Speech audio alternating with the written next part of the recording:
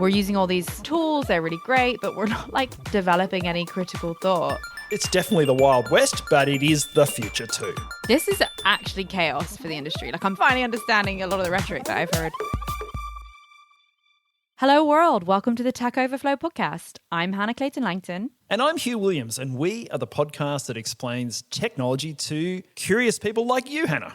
Very curious, very excited for our topic today, which is a double whammy of vibe coding and agentic AI. So very hot topics at the moment. Yeah, exactly. And I just want to start with a bang, Hannah. I'm going to get an AI agent to actually go and do a project for us, like kick it off right at the top of the show, and then we're going to get vibe coding straight away. We'll do this with demos today. What do you think? Let's do it. Are we going to be able to record those so that the listeners can see what we've been doing? I will set up some screen capturing software on my laptop that's over there, and it's going to record everything that the agent is doing, and we'll be able to put that up on socials if anybody wants to watch it. And I'll also save the prompts, and I'll put them in the show notes. So if anybody wants to try this at home, then they can do it too. And hopefully, guys, by the end of the episode, if you're like me, you'll understand a whole lot more about what Hugh's talking about. For now, let's just keep it simple. We'll think of an agent as a personal assistant. So it's a personal assistant I can get to go and do a task for me. And my very junior personal assistant over here is running on my laptop. And I'm going to get it to go and organise that holiday to Florence for you, Hannah. That sounds great. So they're going to book what? My flights, my hotel, all the rest. Yeah, I'm actually going to stop just before the booking. Now, I could get it to do the booking. I could give it my credit card and heaven knows what would happen, but I don't trust my little junior assistant over here. So what I'm going to do is I'm going to tell it to find a 1 week holiday for you to Florence. I'm going to get it to optimize on price. So I want the best possible flights and hotel. I want you staying in a 4-star hotel, Hannah. I want you to be looked after. Of course. And I'm going to make sure you're in a lively and happening area so that you have a pretty cool time. How's that sound? Okay, awesome. So what you're effectively doing is giving our intern/agent this brief, and then while they're busy working on the brief, we're going to record the rest of the episode, and then we're going to go back and get the feedback on what they've been doing. Absolutely. And I'm going to make sure also that it gives us some cool things we can do while you're there, Hannah. So concerts, events, exhibitions, cultural activities, things that are happening during that exact time window that it's suggesting. This intern sounds pretty useful. So yeah, let's get them working on it. Okay. So my free little intern, I'm going to get it going now. I'm going to screen capture it. And we'll come back to it later in the show. And then in the meantime, you're going to explain to me what vibe coding is, right? Yeah. Now, I gave you some homework, Hannah. So I said, why don't you come up with a very simple app that you'd like us to build, and then we'll build it live on the show. Guys, so it is Sunday evening in the UK. I've got work on my mind. And the idea that I came up with is I'm kind of fed up of being in meetings all the time. And so I was wondering if we could come up with like a cost tracker, almost like a timer in a meeting, but you somehow like program salaries of attendees in the room. I once saw something like this that was like an add-on to Google Cal. And then we can like see how much the meeting is costing us. And then I can take it to work tomorrow and get people to be a bit more efficient. Is that possible?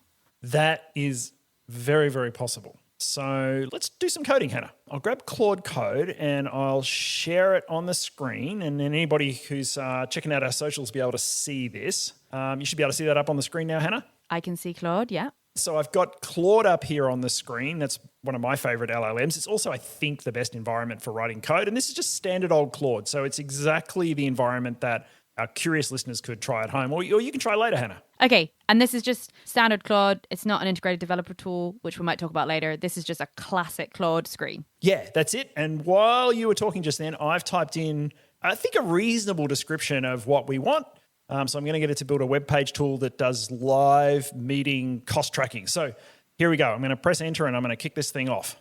Okay, so while Claude's cogs are whirring, I just want to confirm that we've not put anything fancy in our prompt. It's literally just paraphrase of what I told you I wanted my fancy app to do. That's it. And we're going to actually, at the end here, deploy it online, Hannah, so that our listeners can actually access it and use it. And maybe you'll even use it in some of your meetings. Okay, so now it's doing something that looks like script. Like, what is this that it's running on the screen now? It's hard to know, but I can tell you just because I know what coding is. This isn't code itself. This is a thing called CSS. So this is how it's going to style the web page, if you like. So it's busy trying to make it look cool. And I've actually, if I go back to my prompt, I said I wanted a slick looking web page. So it's this is the slick part that it's doing right now. Is that HTML? This is HTML now. We had some CSS before, and now we've actually got the HTML layout of the page. Nice one, Hannah. We'll put this up on socials. It's really cool. It's like whirring away. We've got some different colors. And this is what, as a layperson, I would like guess code looks like, if that means anything to the folks that aren't software engineers, like lots of backslashes. There's some code here on the screen now. So this is actual code. This is JavaScript, which we talked about way back in season 1, episode 1. But this is JavaScript that's churning out now. And it's taken initiative for you to just code this in JavaScript. Is that because we said web page? That's right. So it's basically building a web page that you can interact with. And so it's going to have some nice colors and fonts, hopefully. It's going to be laid out pretty reasonably and it's going to work. And here it is. It's about to show it to us. Oh my gosh, here it is. What? That was actually, I thought it was, wow. Okay, I thought it's still whirring in the background. I thought it was going to like spit us back some code that we had to then do something with. It's literally just popped up on the screen something that says meeting cost ticker, and it looks like you could start using it now. What? Yeah, it's given us the option to choose the number of people in the meeting and their average salary. So this is a 6-person meeting. It's got by default. Let's have a 4-person meeting. Hannah, what do you think? Yeah, for sure. 6 too many. And then how expensive are these people on average? Let's call it a flat $100,000. I think that's fair. Great. And then if I press start meeting, there we go. It says it's costing us $3.21 a minute to have this meeting. And you can see the live ticker, Hannah. I can't believe how quickly that just created that webpage. Yeah, it's awesome. That prompt that you gave it, it was like 15. Is that fair? 15 seconds, maybe? Yeah, maybe 30. What do you think so far? It's put in the bottom equivalent coffees. That's cool. I hadn't seen that. I love that. As I said, I'm super impressed with how quickly it built this. I would like to be able to have different salary inputs rather than having to guess the average. The average. Yeah, the average could be a bit controversial at the start of the meeting, right? Yeah. Okay, let me try a prompt to change it. I'll stop it here first. Okay, so Hugh's just basically writing a version of what I just told him. So we are really giving this LLM very verbal prompts for the coding changes that we wanted to make. Maybe I could be a developer. So I've tried to capture that change, Hannah. So let me set it up and running, and it's going to do some redesign for us. And it's busy. I can see it producing CSS again. So this is all the styling and the colors and the fonts. Then we'll probably get some HTML in a second, which is the layout of the page, and then probably a little bit more JavaScript, which is actually the code, and hopefully we'll be good to go again. And I'm hoping it's going to look much the same, but just with the changes that we've asked it for. Anything can happen with an LLM, Hannah, so it could look vastly different. I didn't actually say, please keep the exact same style, colors, and fonts. So we'll see what happens. But it could look different. But it'll probably have the functionality we're after. And Hugh, this is free Claude. This isn't Claude that you need to pay a subscription fee for, or do you need to pay like $5 a month for this? You will run into some limits if you just use free Claude because it's doing a lot of work here, right? This is effectively the same as running lots and lots of prompts and getting lots and lots of answers. So if you're using free Claude, you're going to run into some limits pretty quickly. I've been sucked into buying the Pro plan. It costs me a fortune because I do this a lot. It's an important part of my productivity. Okay, it's paused. Does that mean it's about to... This LLM is really doing some reflection on how to build this change into our website because it looked like it had finished and then it's almost like it did a review and now it's launched off again into doing some more work. Like this is... You can tell this is pretty powerful technology. And interestingly, this time, Hannah, it did all the work and then it decided it needed to do the work again. Pretty unclear why, but definitely the thing here with vibe coding is you spend a lot of time sitting around watching things happen. Well, I was going to say, how can it be that effective in terms of productivity if you're just watching it do the work? Or is this quicker than anyone could effectively write code if they were typing it themselves? Yeah, a couple of different things in that, Hannah. I'd say the first thing is that it just built this faster than any human could possibly build it. So this might have taken me most of a day to build. Oh my gosh, wow. Have looked this good. Okay. But also I did spend some time just sitting here watching it and we were trying to fill in time. What a real developer would probably do is have multiple windows open and have lots of projects going on at the same time. So, when you're building a more complex system, there's components that you want to build in the system. And so you might have one window working on one component, one window working on another component, and so on. And so whenever Claude stops, you'd jump to that window and give it the next prompt, have a look at what it's done, give it some more work to do. But you'd have lots of these vibe coding sessions open at once. So you're probably not going to sit here idle like we did. But even if we were idle, Hugh, you said that was like hours of work that we just saw produced. So that is pretty mega in terms of the turnaround. Pretty incredible, right? So I'm just going to show you the output, Hannah. Let me just, let's try this out. Okay, wow. So we're back and it does look refreshingly similar to the last one that we saw. Yeah, looks really similar. But now it's giving us the opportunity to put in names of who's in the room and how much they cost. So why don't we set up a meeting? Okay, great. So let's start with Joe Blogs. And How much does Joe what cost? are my options in my drop down? Guys, I've got a drop down for salary, or do you enter it yourself? Can you click on that little arrow? No, it's a drop down. We could change that, but looks like we've got anywhere between $50,000 a year and $300,000 a year. Okay, Joe. we'll give him a clean 100 then. Okay, so I'll add him. Then Great. we'll have Taylor Swift. Well, that's She's obviously expensive. going to be on the megabucks. Okay, 300K, yep. What should we call our intern? Let's get someone in at 50K and we will call them Carmen Sandiego. Oh, where in the world is Carmen Sandiego? It's a throwback to anyone over the age of like 34. Let's do one more because otherwise it's a slightly odd meeting. Let's do another mid 100K and we'll make that Jane blog. So Joe and Jane are going to present to Taylor Swift and they brought Carmen Sandiego, the intern, along for some learning. Okay, I'll start the meeting. Here we go. It's costing us $4.41 a minute, this meeting, Hannah. Oh, cool. And look, without asking, it's actually doing us a tracker per attendee. Oh, yeah. So we can see Taylor That's Swift's awesome. ticking away quite substantially Yeah. quicker than Carmen Sandiego. $264 an hour, guys, the meeting we've just described. It's crazy, though, if you think about it. Like, some companies have culture of huge meetings, and that is costly if you break it down per hour. Are you happy with it, Hannah? Do you want me to just put this up online for our curious listeners to be able to access? I think this is probably good for now. If it were a real app that I was trying to build, I would want it to be able to integrate into the Google Suite so that you could like book a meeting and it would tell you, are you sure you want to book this meeting? It's $264 an hour. But I suspect that won't make for the most interesting podcast episode. So maybe we should call it there. I think it's actually a pretty cool idea. Maybe it's not quite a startup, but it's a good idea. Yeah, maybe we just leave it here and put it up online. What do you think?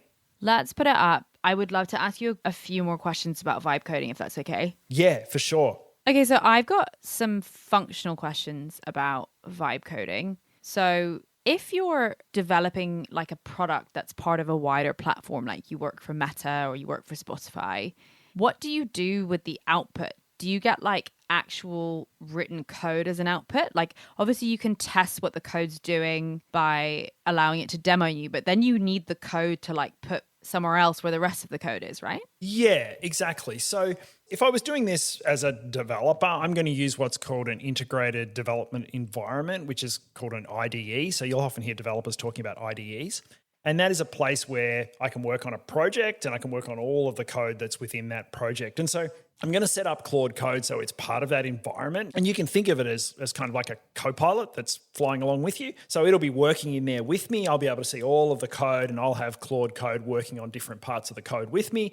And so I'll be able to see its output. I can change its output. I can give it particular tasks to do. And I can build, overall what's called a repository, a place where I'm storing all of the code that's part of a project. So our example that we just vibe coded up is just one file. So we didn't really need that environment. But when we're building something much more sophisticated, an app for our phone, maybe a service that's going to run in the cloud, it's going to have lots of different files and lots of sort of orchestration, sort of tools around it that cause it to behave in different ways. I can help it deploy, all these kinds of things. And so it's going to be quite a significant project and I'm going to need an IDE to manage that. Okay, so basically there's some like practical tools that you would lay on top of an LLM to make it more useful for a developer in real work. Yeah, exactly. And so Claude is really going to be a plugin, if you like, for my coding environment that I would normally use.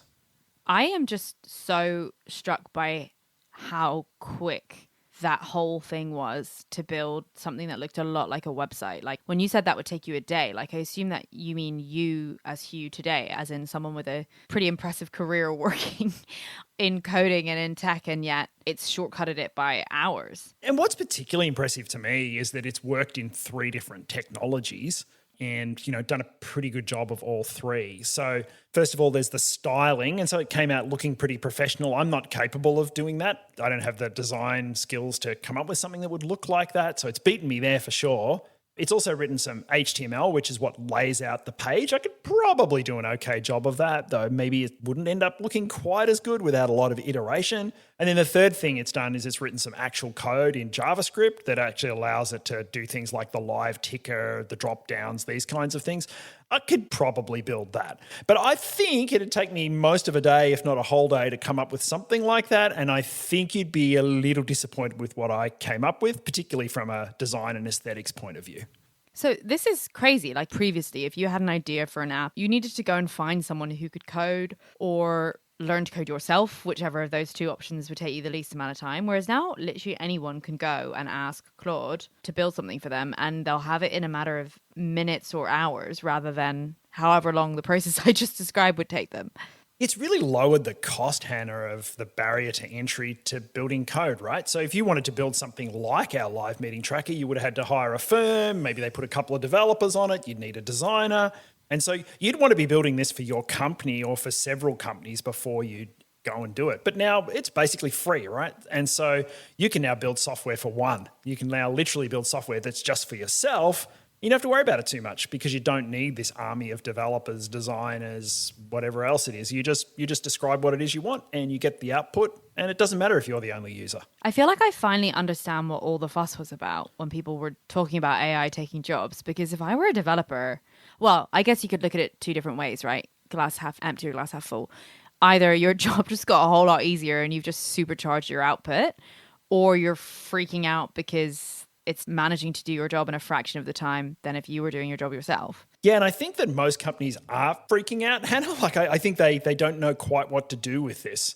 So I was speaking to a friend at a large US tech company recently, and she said to me that they've stopped hiring mid-level software engineers. So they're hiring very senior people because those people are still needed to kind of orchestrate this whole process and think about things like security, scalability, reliability, performance, all these kinds of things that, are sort of meta things around building a large service. And they're hiring heaps of junior people because junior people can just jump in, use Claude Code, build lots of stuff, and they get a lot done and they don't cost that much. And they've stopped hiring the people in the middle who aren't senior enough to orchestrate the whole thing and aren't as adept with the tools as the junior people coming straight out of college. So she's got this kind of barbell hiring strategy. Other companies have just decided not to hire junior people. They're like, we don't need junior people anymore. Claude Code can do it for us. But it's definitely chaos out there in software developer land right now. I don't think companies quite have settled on what to do with this, but everybody's starting to use it. It sounds chaotic, and it also sounds very myopic. Like, I don't know what you just described means for the company's workforce in 2, 3, 5 years' time. If there's no mid-level people around to teach the junior people, how do the junior people ever become mid-level people, right? This is actually chaos for the industry. Like, I'm finally understanding a lot of the rhetoric that I've heard. But if you were running a large-scale engineering team, I'd certainly be mandating the use of Claude Code. And I've heard down the grapevine that's exactly what Microsoft just did, is they told everybody in the company, you will use Claude Code, so figure it out and start coding with it. So I would certainly mandate that, and I would certainly be measuring how much people were using it, because this is the future, and we have to get developers comfortable with these tools and working alongside these tools. Well, I have to say, even if you're not a developer, like my husband's company have just mandated the use of AI for all staff, and they are tracking usage. I was really shocked when I heard that, but I guess that's the only way. Well, I'm sure there's other ways, but that is one way to ensure that your workforce are exploring these tools. Okay, so I finally feel like I understand the power of vibe coding, but that's kind of old news now, right? Like, vibe coding was a big deal 12, 18 months ago. As you said, developers in most companies are now using these tools. But the real buzzword that I want to understand better is agentic AI. I think the best way to think about AI agents or agentic AI is to think about it as being what happens when Claude Code and the vibe coding that we've just seen becomes something that's capable of working for anybody on any task, right? So what we saw then with Claude Code was I gave it a description of what I wanted it to do, and then it went off and did lots of different actions. You saw it going back and forth, went for several minutes, and eventually came up with the output. Now imagine if you could do that for any task. So you've got this junior intern who can't just code, they can do much more than that, and you can offload any task to them, and they can go and work on that task while you're awake, while you're asleep, while you're eating, while you're at the beach, whatever it is, and produce some output for you. So that's really what agentic AI is. Okay, so AI is already pretty powerful, right? Like I can have a conversation with it and get an output. But what you're describing takes out the need for me to be like constantly conversing with it and saying, okay, great. Thank you very much for telling me where in Florence would be good to book a hotel. Now, can you tell me about hotels in X area? You're giving it a much vaguer brief up front, and it's able to sort of, I guess it's not actually thinking for itself, and maybe we can talk about what it's actually doing, but it's able to like self-serve through the process rather than need the human touch point. Exactly that, Hannah. So it's running a prompt, it's getting back the result, it's inspecting that result, and it's deciding what to do next. And so if this turns out well, it will do some set of things and come back with the answer. But obviously it can also go a little awry, right? Because it might misinterpret slightly what you're asking, get back a response, misinterpret that slightly, and in the end you end up in a very strange place. But for most tasks, especially in a controlled environment, it's pretty good. Okay, so when you're talking about a controlled environment, you need to basically make sure, I think we said up front, you're not giving it your card details to transact because you can't necessarily trust that it'll buy the right thing. Are you blocking its access to certain data on your laptop? Like iMessage is often integrated into a Mac. You certainly, I imagine, don't want an agent rattling off messages to your contacts. Exactly. And there's a couple of different frameworks, if you like, for this agentic AI. So Claude's just come up with something called Cowork, and that's what I've used for our trip to Florence. And we can talk about that in a second. There's also an open source project, so a project that's just been put up online that's available to anybody. Anybody can download it, called OpenClaw, and you can get that running on your machine and have that do anything you want. What most people are doing with these technologies is installing them on machines that aren't their main computer. So, go and buy something like a Mac Mini, and they're pretty adept at running agent-type technology. Set that up in a very controlled way, put it on the desk next to you and get it to be the smart intern. And then if the intern goes awry, you can just erase the intern, reinstall it, and kind of start again with a new agent. So you definitely need to put these in a controlled environment because they can do all kinds of weird and wonderful things. Okay, so people are really investing in these agents, like getting a whole separate computer for them to work to. So they must be pretty powerful and pretty useful. Yeah, very much so. And I think this is what will happen to all of our curious listeners is they will go and buy a computer for this. They'll have a separate computer on their desk and they'll think of this as their agent, their friend, their assistant, and they'll give their assistant tasks to do all day and it will sit next to them literally on their desk and work for them. Okay, so possibly silly question. I'm thinking, oh, am I going to go out and buy a new computer? Maybe not. Like I normally have like an old iPhone in the cupboard somewhere. Could I like wipe an iPhone and get that hooked up, or is that just not going to have the processing power that a computer would? It's probably got the processing power, but because it's very locked down by Apple to do only a specific set of things, you can only install apps and whatever else it is. It's not really the right device, but certainly you could get an old laptop out of the cupboard. You could go and buy a new Mac Mini. You could even get a Raspberry Pi and set that up. And they're very cheap computers that cost about $100. You could set that up and have that as your agent. But the more power it has, the more tasks it'll be able to do per minute, so on and so forth. But you really need a computer. Okay, and for context, guys, I learned what a Raspberry Pi was recently. It's also the name of a meeting room at work, so it's obviously been going over my head this whole time. But it's like almost like a credit card size computer, right? Absolutely, that's one there.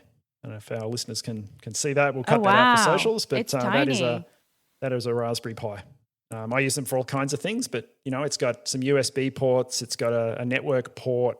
You can plug a screen in there. There's a HDMI connector, and it's just got a little processor, and then these pins here allow you to connect cables to other devices, but they're really small, about $100. Okay, and then you need obviously a screen and a keyboard, and then voila, you've got your own dedicated computer to pop your agent on without access to your emails, your bank details, unless of course you want to give it to the agent. But I'm getting the sense that like you can't always control, well, not that you can't control, but you can't like trust, I guess in the same way that an LLM can hallucinate, maybe like an agent can go off in a similarly rogue fashion, but it's like taking a lot more autonomous decisions along the way, which when layered up isn't probably something you'd want to have your credit card details. No, I wouldn't be giving it the credit card. Anything could happen. And look, there's lots of stories out there on the internet right now about crazy things that agents have done. There was a guy who found out that his agent had signed him up for a dating profile and was busy swiping on potential matches for him. Is that what he told his wife? That sounds like the dog ate my homework type situation. Yeah, there was another guy who found out one morning that the agent had been conversing back and forth, protesting that he didn't get his insurance claim. And, spewing legalese at the insurance assessor and solve that problem for him. So he did get his insurance claim. I've done a few things with mine. I've done things like have it unsubscribe from emails that I don't frequently read. So I've taken a couple of risks with mine. But certainly, there's all sorts of, it's a wild west out there. These agents will make up their mind about how to solve a task, and then they will, with all the power that's available to them, go and try and solve that task. So the more power you give it, the more risk you take. Okay, I have a couple of questions. One specifically on the email thing. Were you able then to give it access to your email but with limited permission? Like you're not allowed to write emails, but you are allowed to unsubscribe from emails? Yeah, exactly that. So it's allowed to draft emails, so it can put things in the drafts folder, but it can't actually send them. But otherwise, I'm kind of letting it do more than probably most people would bravely do. So I'm pushing the limits, perhaps. So if I get a weird email from you, I know what that is. Okay, it's and possible. the agents themselves are like off the shelf from what you've described. So you don't build an agent. An agent is like an LLM, but an LLM that can be a lot more autonomous, and you're just finding one like OpenClaw that you mentioned. Is that right? It's a little bit more complex than that, Hannah. I'd say the way to describe something like OpenClaw is to say that it has really 3 layers in it, if you like. So at the bottom layer, it's capable of talking to all your favorite messaging services. And so I've got mine set up so that I can talk to it through WhatsApp and I can talk to it through iMessage. So I can literally be walking around the house. I can open up WhatsApp. It might have sent me a message and I can just respond to that message, and then my OpenClaw gets busy again doing whatever I tell it to do. So I can basically pick it up anytime I want. I could be in bed watching Netflix and getting my computer to go and do work for me. So that's one layer. That's the bottom layer. In the middle layer, if you like, is just some tools, and those tools are designed to make sure that the messages that I'm sending it get queued up, that it can manage lots of different sessions if it's doing lots of different things. So all the sort of mechanical important stuff of the agent running itself. And then the top layer is where it interfaces with the LLMs that I choose. And with OpenClaw, I can choose any LLM I want. I've got mine working with Claude. You could have it working with Gemini. You could have it working with ChatGPT. So you're basically choosing the tools that you want it to use to do the kinds of things that it does. And also this top layer has what's called skills. And the skills are capabilities that the agent is allowed to use. So things like accessing Google, looking into my Gmail or my calendar, writing files into my computer, so allowing it to read and write files that are actually on my computer. So I can give it lots of different skills, and there's literally thousands of skills that have been built by the community that are available there to install. And so you can pretty much create a skill, or you can download a skill to do pretty much anything you want. So you've kind of got this LLM working alongside a capability, and the LLM can get the capability to go and do something. That makes sense. You said something which has like piqued my paranoia. You said the skills are built by the community, which is one thing that's really cool that I've learned about the engineering community is this whole like open source culture, and people will build something that's really cool and then they'll just like share it with everyone else because everyone's like excited about the cool thing that's been built. But if I were a nefarious actor, could I not build something that I say is a really cool skill, but oh, don't worry guys, you have to give it your bank account details? Maybe that's really obvious, but is there not an opportunity there for people to exploit, particularly like maybe not you, Hugh, because you know more about what you're doing, but someone like myself or my husband or one of the listeners who's like less upskilled on the technicality could grab what they think is a cool skill and then accidentally give away a bunch of personal information? Massive problem, Hannah. You've hit the nail right on the head. So a couple of things. First of all, there's a skill that you can install into OpenClaw called the Skill Vetter. And what it does is it looks at other skills that you try and install and tells you if it thinks they are safe. And so that was one of the first skills I installed. But what if the skill vetter, what if it's a double bluff? What if the skill vetter was built by the hacker from Nigeria who then wants to add the skills that help with your banking? Or is this, I don't know, maybe I'm being overly paranoid. No, I think this paranoia is reasonable. And OpenClaw's Claw Hub, it's called, which is where you go and get the skills, Some folks recently went and took a look at that and figured out that more than 20% of the skills were deliberately malicious in some way or another. 20%? Yeah. That's a high percent. Yeah, and then they removed, I think, you may be misquoting the number, but they removed maybe 40% of the skills. So there were lots of duplicate skills that didn't do anything, and these sort of malicious skills. And so overnight, ClawHub went from having 8,000 skills to having 5,000 skills, approximately the number, because they had to do a huge cleanup.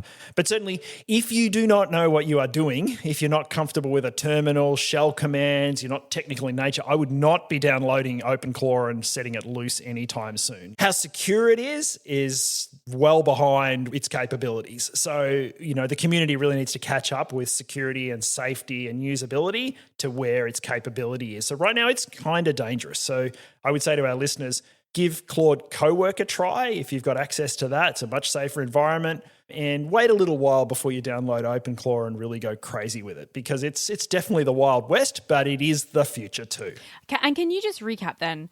Claude Cowork is a ready-built agent, whereas OpenClaw, you can build your own agent using OpenClaw? So OpenClaw is the agent, but what you can do is install skills into it to allow it to have all sorts of capabilities, and you can choose which LLM to use. So you could choose Claude, or you could choose Gemini. You could even install your own LLM on your machine if you don't want to use one of the corporation LLMs, if you like. So it's a framework. It's an agent framework, if you like, that's really capable of doing just about anything. Okay, and Cowork is Claude, not Claw, because this is really confusing. That one is Claw, like I think it's literally a lobster, and that's completely different to Claude Code, which is what we use to vibe code and which is Anthropic, and that's where Claude Cowork is an agent. OpenClaw is something you can have a bit more fun with, but you need to really know what you're doing or you could get yourself into all sorts of trouble. Yeah, the naming's annoying, isn't it? And I think when the creator of OpenClaw first started it, he called it Claude, as in CLAWD, which was a play on Claude by Anthropic. And Anthropic's lawyers turned up and said, you won't be calling it Claude. And it's been through a succession of name changes, but it's now called OpenClaw. Okay, so it's slightly less confusing, but the OpenClaw phenomenon, while super cool, sounds like it's really suited to people who work in engineering already. I think that's right. It's very, very experimental. So you got to be very, very careful, and you got to know what you're doing. But, the tech will catch up. This is the way of the future. This is what everybody will be doing probably within a year. Oh my God. Okay, that is really dystopian, or maybe not. Maybe it's really exciting. Again, it's sort of two sides of the same coin. But the benefit of something like OpenClaw is that you can curate the agent to be doing like exactly what you want, how you want it. Whereas if you're using Cowork, you're just using an off-the-shelf agent, and if it has a limited capability or isn't quite very good at something, you just sort of have to wait until they get that sorted. Yeah, it's a bit like, choosing the Microsoft ecosystem versus choosing an open source ecosystem. So do you want a professional environment that's more constrained, that moves a little slowly? Or do you want the Wild West, open, lots of chaos, plenty of things happening? It's just a choice that people make. It does sound like it would be fun to get a sort of cheap computer and have a go, but I'm not sure if I'd ever trust myself, based on what you said, that I hadn't hooked something up that had sort of major vulnerability. But I guess if it's just like looking at flights for your holiday, then maybe that's okay. Yeah, speaking of which, we should go back and see how it did. And I've got Claude Cowork doing it over here on my laptop, so maybe I can share that up on the screen for you, Hannah. Yeah, get it up on the screen. That's exactly what I was going to ask. So I'm going to scroll right back up the top here, and you can see this is what I pasted in the beginning, Hannah, at the start of the show. This is my description of what I wanted it to do for you. I'll put that in the show notes. And then you can see here, it's done a lot of work. So you can see all of these different prompts that it's firing off. And the whole time here, it's accessing the Chrome browser. It's going and visiting things like Skyscanner, Booking.com, looking at hotel websites, all kinds of things. It's going on forever. So this, you can see, it probably took half an hour of our show time to do this. And if I go all the way down the bottom, it's going to have the answer for you, Hannah. It looks like it's kind of talking to itself. Like it will say, here's something I found, and here's the next thing I found. And it's almost like it's having a one-way conversation, but then it's like reacting to itself. Exactly. So it's just like the vibe coding that we did at the top of the show, Hannah, but this time we're vibe coding on a holiday in hotels. And you can see here, it's giving you 5 options, Hannah. So for £1,265, you can go from May 1 to June 7. You're going to be flying Vueling, and you're going to be staying at the Ruby Bee Hotel, which is a trendy live music bar, rooftop terrace. And that's going to allow you to catch the Maggio Musicale Festival and the Rothko exhibition. Wow. Okay, so May 31st to June 7th, hotel and the flights. That's pretty cool. I mean, that sounds fun. And that's the saver one. So that's my cheapest option. Let's go to the other end. So there's one that's 1,750 called Fashion and Fireworks. The glamorous option. It's Fashion Week. And the Feast of San Giovanni. This one sounds brill.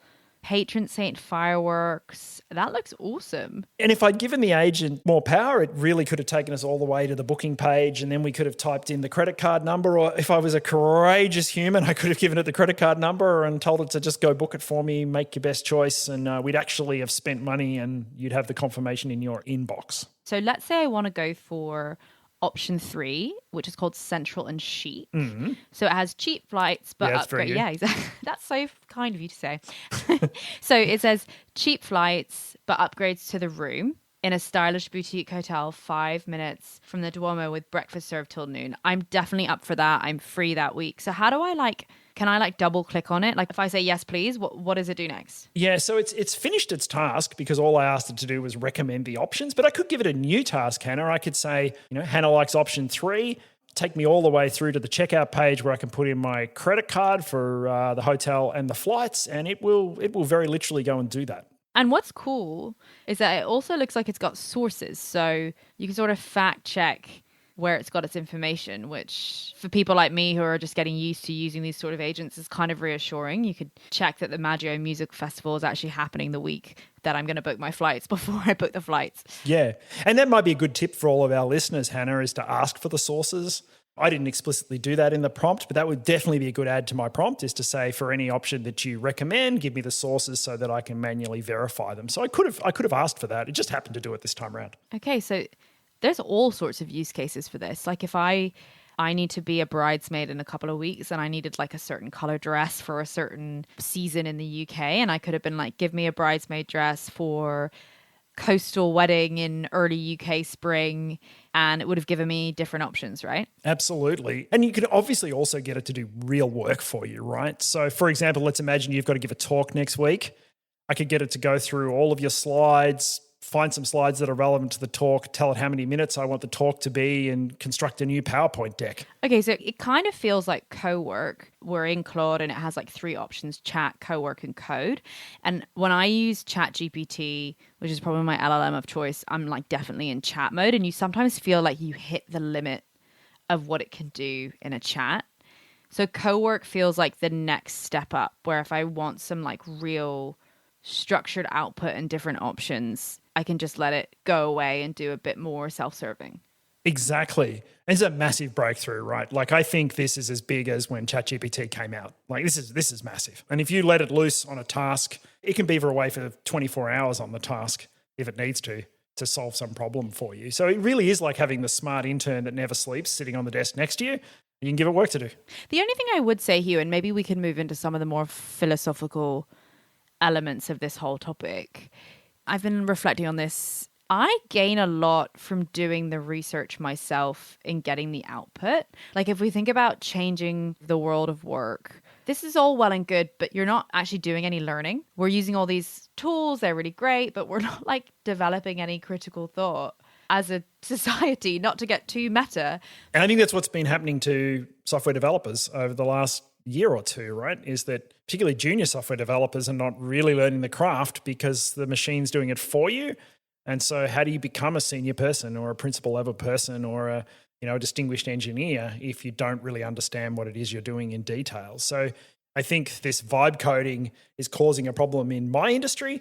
I think that agents will begin, as you say, to cause issues in other industries. Yeah, it's a funny one because it feels like the short-term temptation is so abundantly clear. You get one of these in, you cut out the junior member of the team, you start getting a bit lazy yourself when you get tasks, And then maybe it gets a bit dystopian because we all forget how to use our brain. Yeah, I guess we just move up a level maybe, Hannah. You know, if you think about the agricultural revolution or the industrial revolution or this technology revolution we're going through, I think it's allowed humans to operate at the next level up. And, you know, ultimately we haven't ended up losing our brains, as it were. We've just become more effective and more like knowledge workers, I suppose. So I guess who knows, right? But there's probably a happy camp for this and there's probably an unhappy camp for this. But I guess time will tell. But have you heard of the Stanford HIA AI Index report that comes out of Stanford University every year? I have heard of it from you. Because we were chatting about this when I saw you. So yes, I have, but I can't lay claim to have found that one myself. So they write an annual report and it really looks at the state of AI and how it's affecting the world and how people interact in society, investment, all these kinds of things. It really makes clear a whole bunch of points. And one that it really makes clear in the latest report is that jobs aren't really being displaced yet by AI. It's just that tasks are being made faster. And I think we've seen that in today's show, right? Like you've seen vibe coding speed up a task and you've seen the agent solve your Florence holiday much more quickly. And so, you know, a marketing manager who might have spent 30% of their time drafting the first copy that was for some marketing piece of work is probably now spending 5% of their time on that. So they didn't lose their job. Their job just really, you know, changed in shape. The biggest game changer here that feels tangible is what we mentioned earlier on, that you no longer need to go and find the tech person. If you have a business idea, you can just sort of like spin something up. But other than that, it doesn't feel like there's a massive material difference in output that anyone could feel immediately. Like it's certainly fun to play with, but I haven't seen anything step changing. As you say, there's a lot of smoke and mirrors at the minute. But I do think this is coming, right? So I do think that routine cognitive basic work is at risk, right? So people who have basic jobs around data entry, basic report generation, you know, first pass document reviews, you know, really simple translation, dealing with standard kind of customer queries, these jobs aren't going to disappear overnight, but the number of humans that are going to be needed to do these jobs is going to reduce measurably. So, you know, AI will march into these routine kinds of fields. I do feel strongly that everyone's like playing with this stuff because they know it's huge, but I'm not sure we fully cracked how and when we're going to have that eureka moment in application of it just yet. We're obviously getting closer with agents versus LLMs, but we're still sort of circling around it, it feels. Yeah, 100% agree. But look, you know, my honest take, Hannah, is that, you know, eventually AI is going to eliminate some jobs. It's definitely going to transform many more jobs. But the exciting news, I think, is it's going to create many new jobs and they're going to have titles that we haven't dreamed up yet, right? So I think there's going to be a shift in what people do, but it just hasn't arrived yet. I mean, that makes sense, right? Like, we didn't know we needed car mechanics straight away. We certainly probably had a lot of people like shoeing horses. I don't know how quickly that evolution took place, but it's that kind of stuff, right? Like cybersecurity, I'm assuming will need to be stepped up massively with so many people doing who knows what on the internet. Sounds like that would be a good thing to get into right now. Yeah, and certainly cybersecurity degrees are popular in universities now, and there's a good reason for that. It's because there's estimates that show that we need about 4 million more cybersecurity professionals across the world. And now that we've got AI, there's all sorts of new security problems. I mean, we talked about OpenClaw earlier on and people creating skills that are deliberately malicious. We've got deep fakes, all kinds of things going on, impersonations of people using AI. And so there's all kinds of new cybersecurity challenges. And so I think, you know, that 4 million is going to go really, really quickly to a very large number of jobs that aren't filled. But I think, you know, the data shows and history shows that the people who engage early, who build practical skills and really position themselves, if you like, at the intersection of sort of this human capabilities and the AI capabilities are going to be the winners, and they're the people who are going to be disproportionately rewarded in this time of enormous change. In this sort of intervening period where it's all exciting or scary, depending on the day, it sounds like the takeaway is to just like go and understand what we're dealing with. Like I've certainly learned heaps today, and who knows, like you've got to be in it to win it, I guess. So don't be afraid of it, guys, would be my takeaway as the less technical but equally curious co-host of this podcast. It's not as scary as it sounds, perhaps. And I think the worst career strategy right now, frankly, is to ignore it. And the second worst strategy is to panic. I think the best strategy for all of our curious listeners is to get your hands dirty, and go for it while this window of opportunity is still wide open. Okay, guys, so before you run off and download Claude Code, please like and subscribe and share this episode if you've enjoyed it with your friends. You can find us at techoverflowpodcast.com, wherever you get your podcasts. We are now on socials. Yeah, LinkedIn, X, Instagram, and now even TikTok and YouTube Shorts, Hannah. We are everywhere. And we will see you next week for another episode of the Tech Overflow Podcast. Thanks, Hannah. See you soon. Bye. Bye.